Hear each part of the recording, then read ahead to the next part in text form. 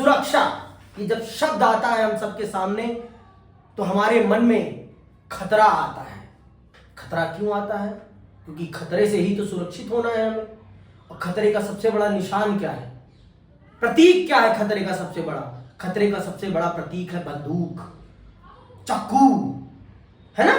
ये सब खतरे के प्रतीक हैं जिन्हें हम मानते हैं कि ये खतरे के सबसे बड़े प्रतीक हैं और इनसे हमारे जीवन को समाप्त किया जा सकता है।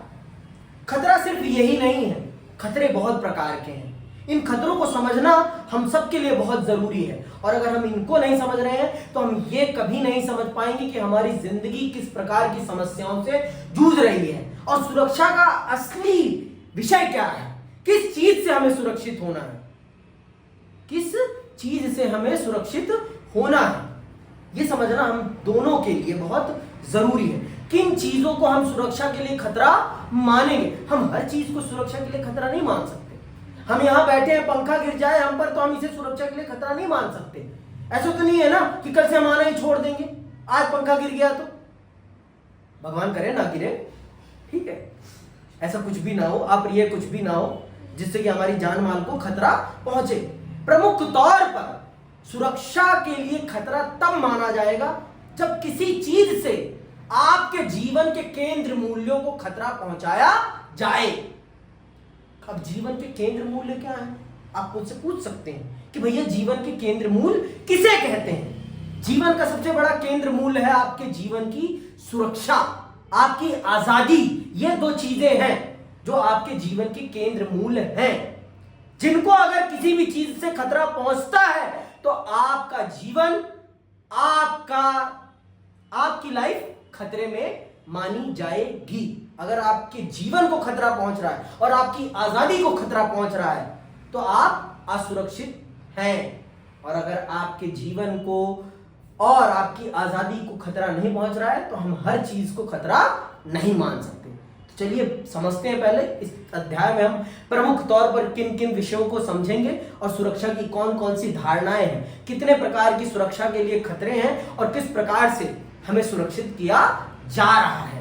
ये सारी चीजें हम बहुत विस्तार पूर्वक समझेंगे इस अध्याय में और ये अध्याय बहुत महत्वपूर्ण है। और अगर आपने इसको नहीं समझा तो आप ये नहीं समझ पाएंगे कि आपके लिए क्या चीजें खतरनाक हैं और क्या चीजें सही हैं। ये जानना आपके लिए भी और मेरे लिए, दोनों के लिए बहुत जरूरी है। आइए पढ़ते हैं और जानते हैं कि इस चैप्टर की विषय वस्तु क्या है, किन किन विषयों पर हम अपना चर्चा करेंगे। विश्व राजनीति के बारे में पढ़ते हुए अक्सर हमारा सामना सुरक्षा अथवा राष्ट्रीय सुरक्षा जैसे शब्दों से होता है। सुरक्षा और राष्ट्रीय सुरक्षा, और जैसे राष्ट्रीय सुरक्षा शब्द आता है तो बहुत ही गोपनीयता आ जाती है, सारी चीजें छुपी छुपी, कुछ नहीं बताना भाई। सुरक्षा वाली विषय जब भी आता है तो सारी चीजें छुपी छुपी हो जाती, सब बंद किताब, कुछ नहीं पता चल पाता, है ना। ऐसा हो जाता है कि नहीं होता कि अगर मान लो अभी हमारे माननीय रक्षा मंत्री कौन है? राजनाथ सिंह जी हैं। थोड़ा पता रखा करो, भारत की कैबिनेट मिनिस्टर्स के बारे में पता रहना आपके लिए बहुत जरूरी है। भारत के गृह मंत्री कौन है? अमित शाह है, ठीक है। और भारत के प्रधानमंत्री कौन है? नरेंद्र दामोदर दास मोदी, है ना। वित्त मंत्री निर्मला सीतारमण, है ना।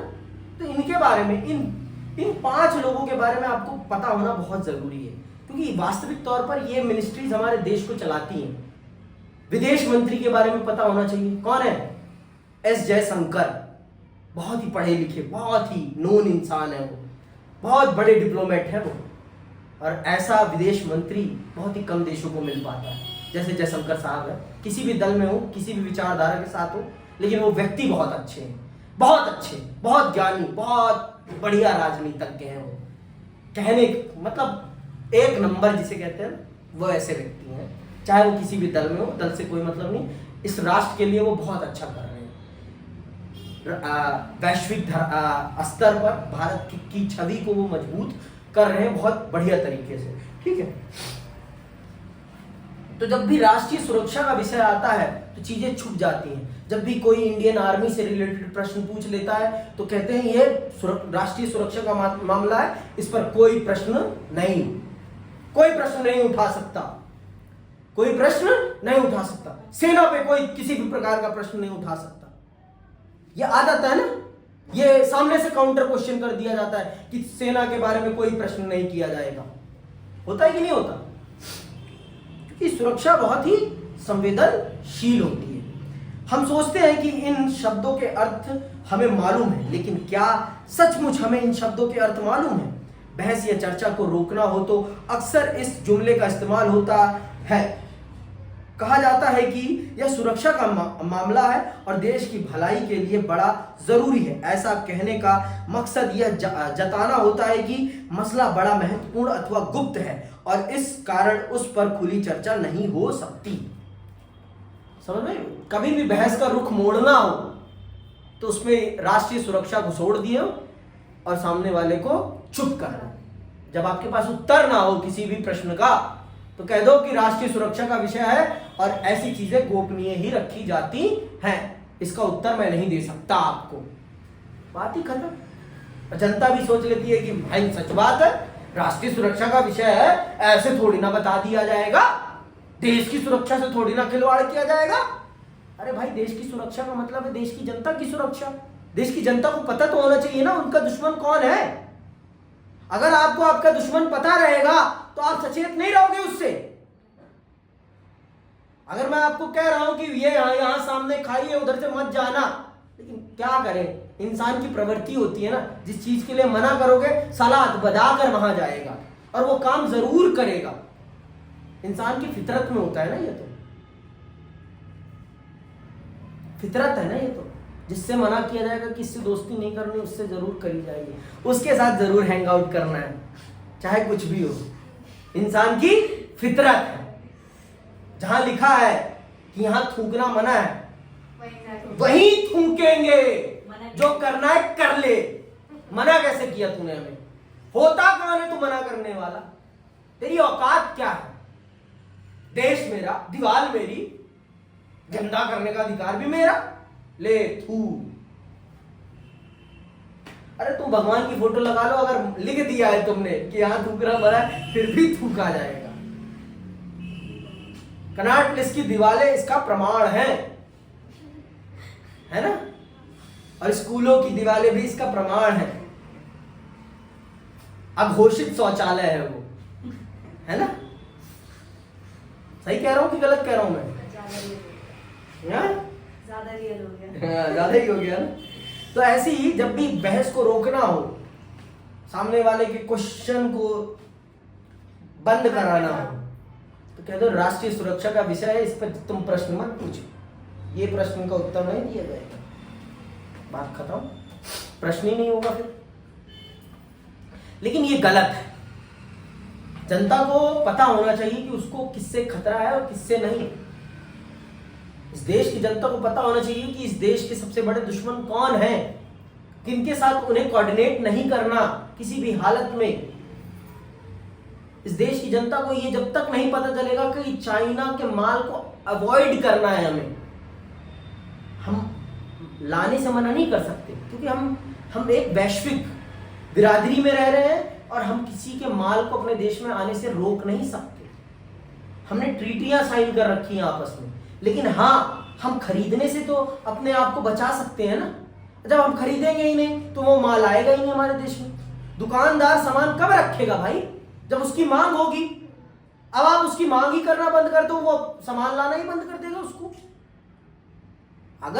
अगर मेरी दुकान पे पेप्सी नहीं बिकेगी तो मैं पेप्सी रखूंगा? मेरी दुकान पे अगर स्प्राइट और कोक की मांग है तो मैं स्प्राइट और कोक ही रखूंगा भाई। जिसकी ज्यादा डिमांड होगी उसी की ज्यादा सप्लाई भी मांगवाऊंगा मैं। तो भारतीय देश की जनता को जब अगर पता रहेगा कि चाइना हमारी इकोनॉमी को, हमारी सेना को, हमारी सुरक्षा के लिए खतरा है, तो भारतीय जनता उनके सामानों को अवॉइड करेगी, नहीं खरीदेगी।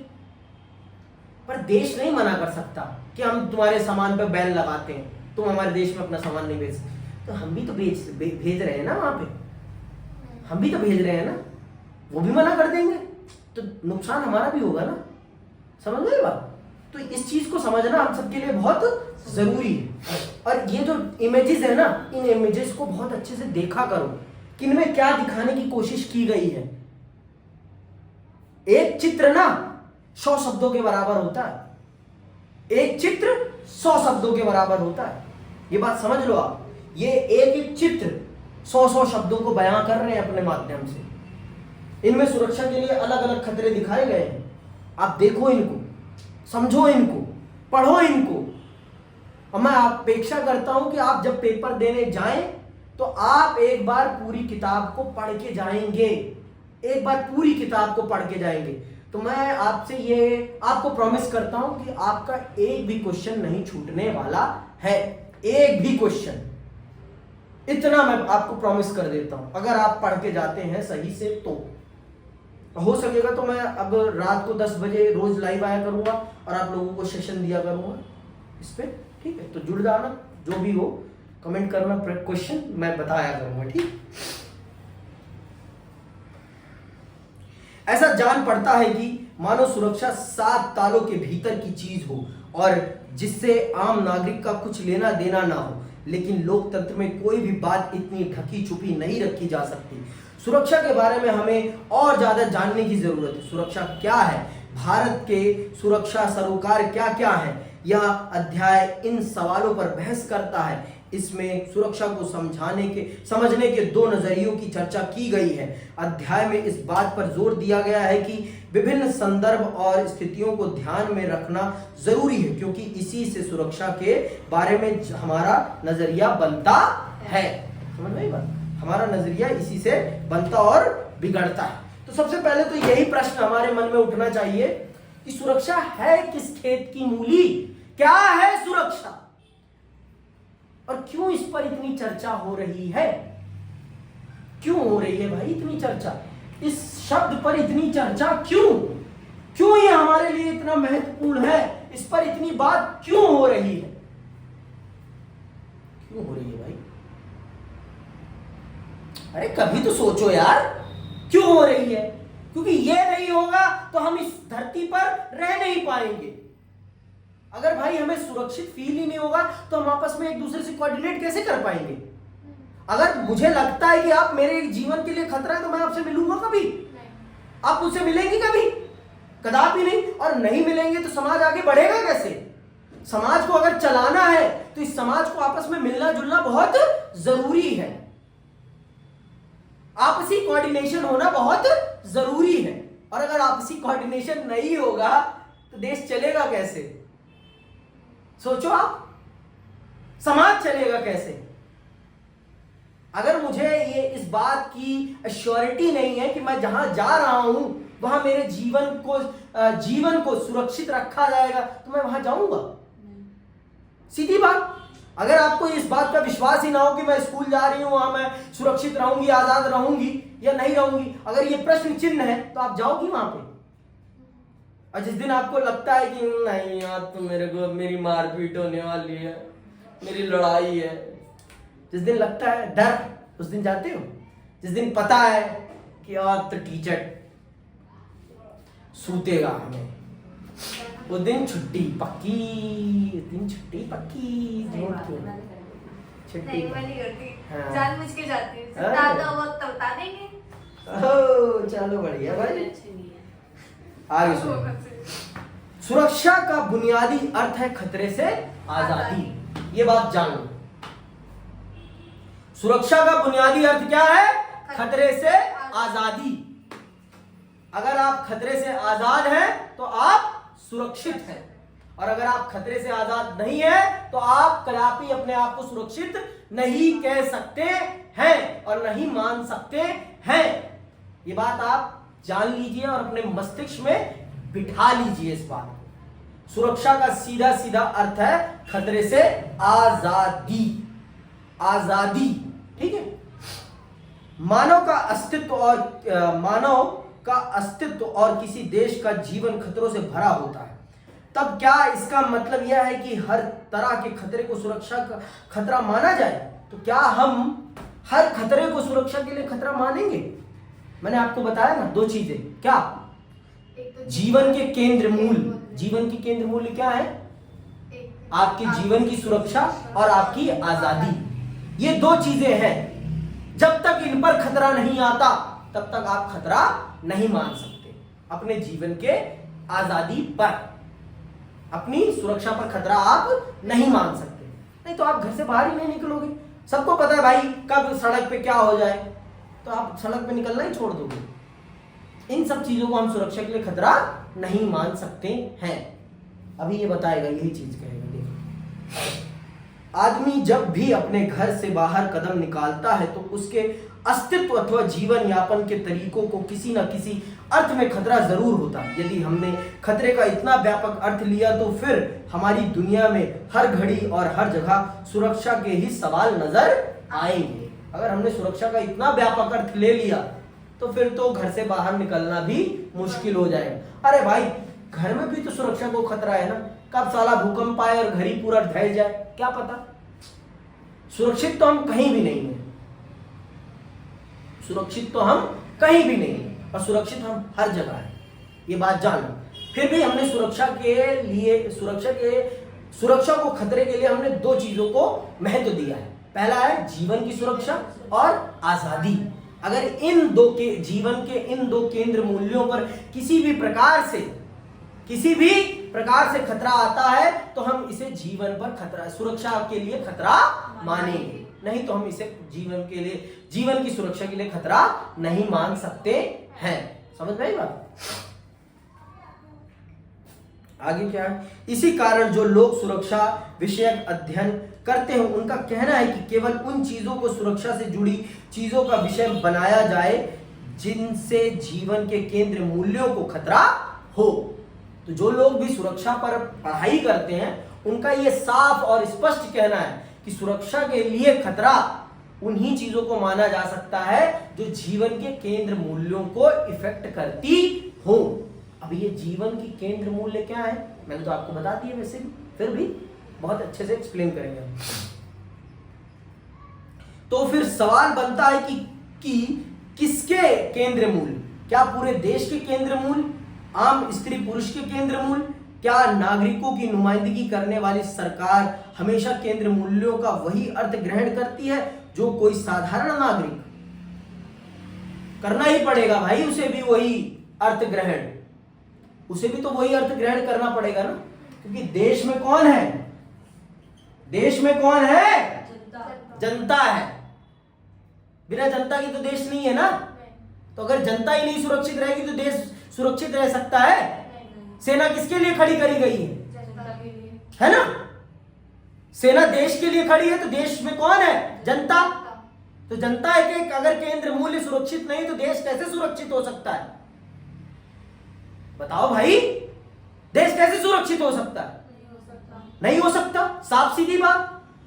तो जो जनता के केंद्र मूल्य है वही देश के भी केंद्र मूल्य होंगे।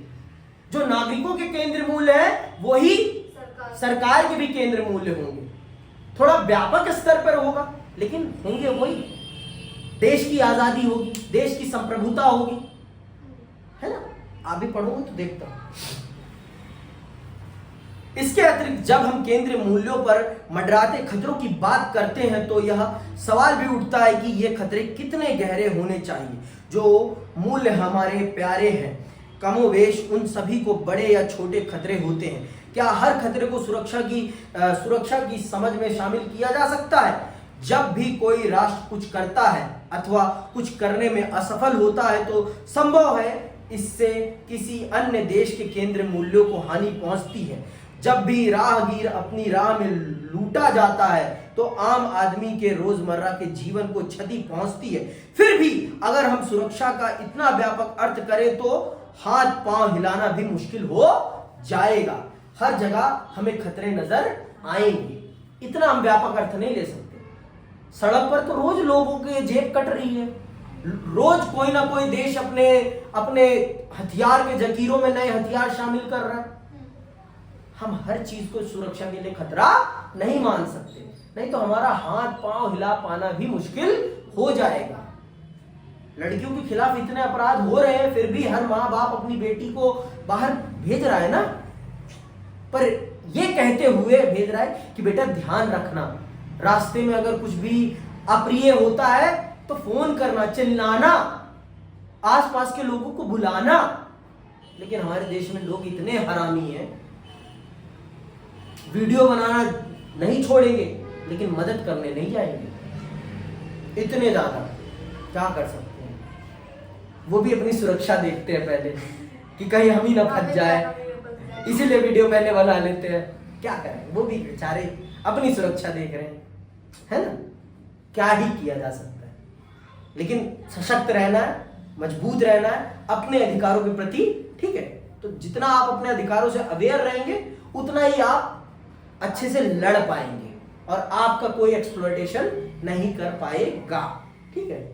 और लड़ाई झगड़ा सीख लो, तो एक घूंसे मुंह पे देना, फाड़, एक मुंह पे घूंसा यहाँ दे दिया ना, फिर कोई, चाहे वो लड़का हो चाहे वो लड़की हो, कोई भी हो, यहाँ और यहाँ सेट सेट सेट। नक्शड़ी पे ही पहला घूंसा देना है, नक्शड़ी पे पड़ते मानी ये हिल जाता है इंसान का, फिर तो इंसान set, done. Thank you. Practical दोनों के बीच में करा देंगे, ठीक है। इस तरह देखें, नहीं उसे भी मत नहीं मारना है अभी, वो अभी बहुत छोटा है। इस तरह देखें तो हम इन बातों से एक निष्कर्ष निकाल सकते हैं, सुरक्षा का रिश्ता फिर बड़े गंभीर खतरों से है। ऐसे खतरे जिनको रोकने के उपाय न किए गए तो हमारे केंद्र मूल्यों को अपूर्णीय क्षति पहुंच जाएगी। ऐसे खतरों से है केंद्र मूल्य के, यहां पर उन खतरों के बारे में बात की जा रही है जिनको रोकना बहुत जरूरी है। अगर वो नहीं रुकते हैं तो हमारा जीवन ही समाप्त हो जाएगा। यहां पर उन खतरों के बारे में बात करी गई है, यहां पर उन खतरों के बारे में बात की गई है जिनको रोकना, जिनसे समाज को सुरक्षित करना बहुत जरूरी है। और अगर हम समाज को इन चीजों से सुरक्षित नहीं करेंगे तो हमारे लिए बहुत ज्यादा दिक्कत आ जाएगी। ये बातें तो ठीक है, फिर भी हमें यह स्वीकार करना चाहिए कि सुरक्षा अपने आप में भुलाएदार धारणा है। मिसाल के लिए हम यह पूछ सकते हैं कि क्या सदियों अथवा दशकों से विभिन्न समाजों में सुरक्षा की एक समान धारणा चली आ रही है? ऐसा हो तो आश्चर्यजनक है, क्योंकि संसार में कितनी ही बातें रोज बदलती रहती हैं। फिर हम यह सवाल भी कर सकते हैं कि क्या किसी खास समय में विश्व के सभी समाजों में सुरक्षा की एक जैसी धारणा रहती है? यह बात भी हजम नहीं होती और आश्चर्यजनक लगती है कि करीब 240 मुल्कों के 240 मुल्क है ना, 200 लिखे हैं आपने, 200 मुल्क, इससे ज्यादा ही है, ठीक है, 200 से ज्यादा ही है मुल्क अब तो, ठीक है। 7 अरब से भी ज्यादा लोग रहते हैं, ये हमारा डाटा पुराना। सुरक्षा की ऐसी धारणा रखते हैं, ऐसे में आपको यह जानकर कोई धक्का नहीं लगेगा कि सुरक्षा एक विवादग्रस्त धारणा है। आइए सुरक्षा की विभिन्न धारणाओं को 2 कोटियों में रखकर समझने की कोशिश करते हैं, यानी सुरक्षा की पारंपरिक और अपारंपरिक धारणा। देखिए, सुरक्षा बहुत ही पेचीदा मामला है और सुरक्षा को समझना इतना आसान नहीं है जितना हमें लगता है। जितना हमें और आपको लगता है कि सुरक्षा बहुत ही आसान चीज है, इसे बहुत आसानी से समझा जा सकता है, उतना आसान नहीं है सुरक्षा को समझना। सुरक्षा बहुत ही पेचीदी है। तो हमने मोटे तौर पर सुरक्षा को 2 भागों में बांटा है, एक है पारंपरिक और एक है अपारंपरिक। अब हम ये अगली क्लास में बहुत विस्तार पूर्वक समझेंगे कि क्या है पारंपरिक सुरक्षा की धारणा और क्या है अपारंपरिक सुरक्षा की धारणा। देखो, हमारे लिए पारंपरिक ज्यादा मुश्किल नहीं है, सबसे ज्यादा मुश्किल है इस दुनिया को बचाने में, जिससे हमें दुनिया को बचाना है वो है अपारंपरिक। अपारंपरिक सुरक्षा की धारणा दुनिया के लिए सबसे ज्यादा खतरनाक है, जिसमें आती हैं बीमारियां, जिसमें आती हैं महामारियां, जिसमें आती है गरीबी।